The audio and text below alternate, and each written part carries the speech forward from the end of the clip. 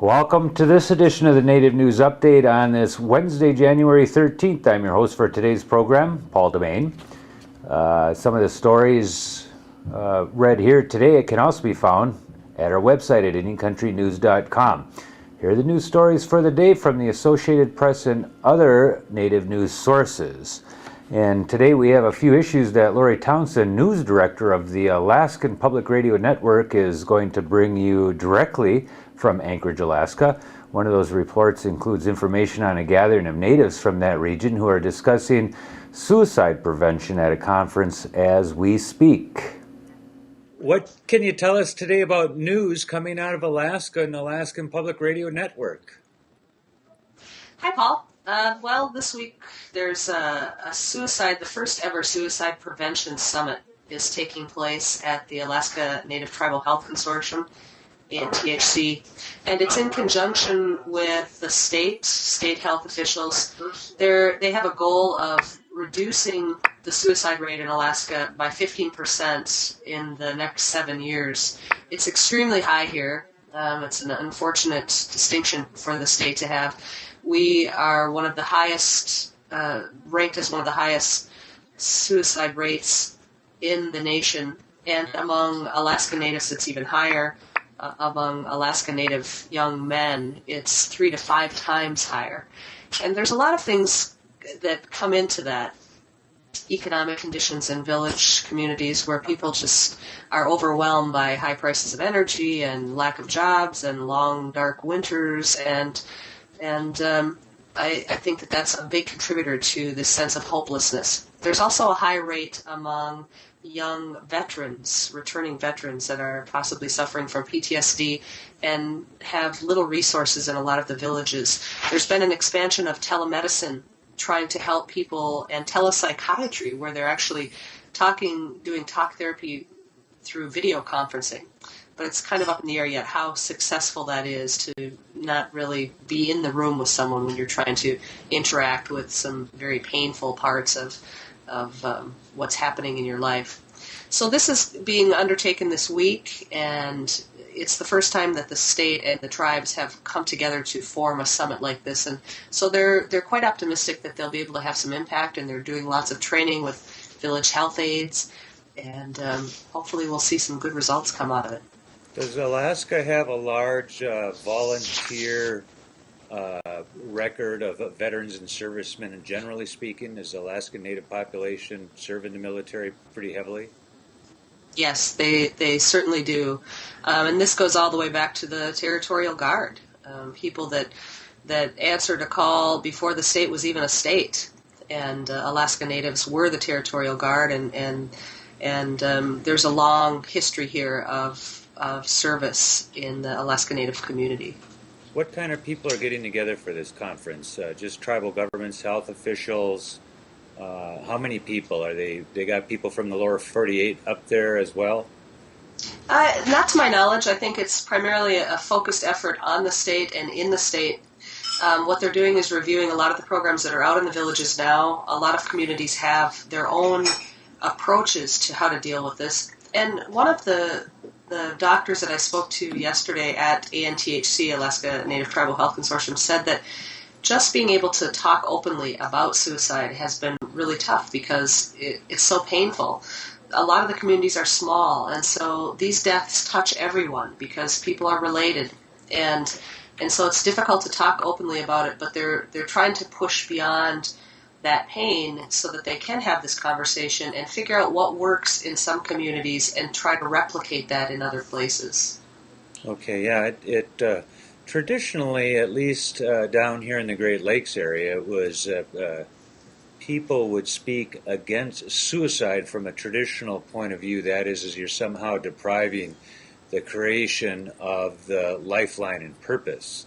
So there was a lot of things going against it for many years. And I think people are trying to revive not only some of those traditional thoughts about suicide, but certainly trying to implicate traditional healing methods and discussions, why someone would feel so completely despaired that they would take their life rather than living. You're in a beautiful place Alaska's a beautiful, beautiful place, and people just have a hard time understanding somehow when people can be surrounded by beauty that they would want to end their life early. So, give us a report. Well, that I just want to finish by saying that a lot of that harkens back, of course, to people being separated from what their roots are, and in some of the communities, they're trying to reconnect young people with their traditional life.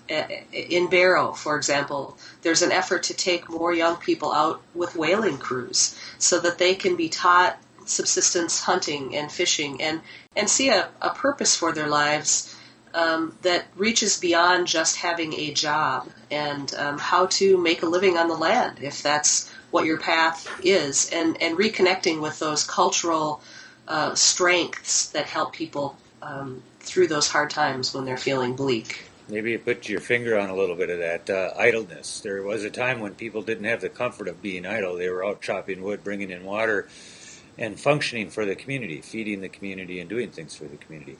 Give us a report when that conference is over with, and let us know if there's some things that come out of it that seem ought to be shared with the rest of the Native community. What else is going on in Alaska this week? Well, I think we've talked in the past about the Point Hope caribou case where some men were charged by state troopers with wasting caribou.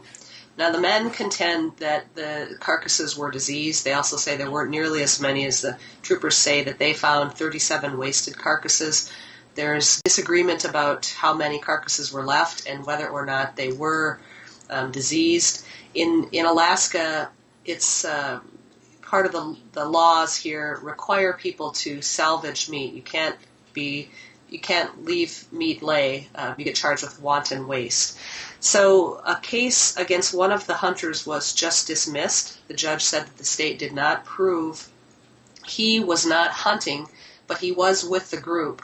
And the state charged him with also not participating in gathering the meat, and so he was charged with waste.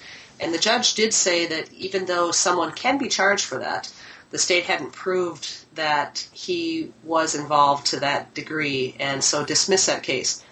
3 other men have already pleaded guilty for failing to salvage meat and will be given fines and community service.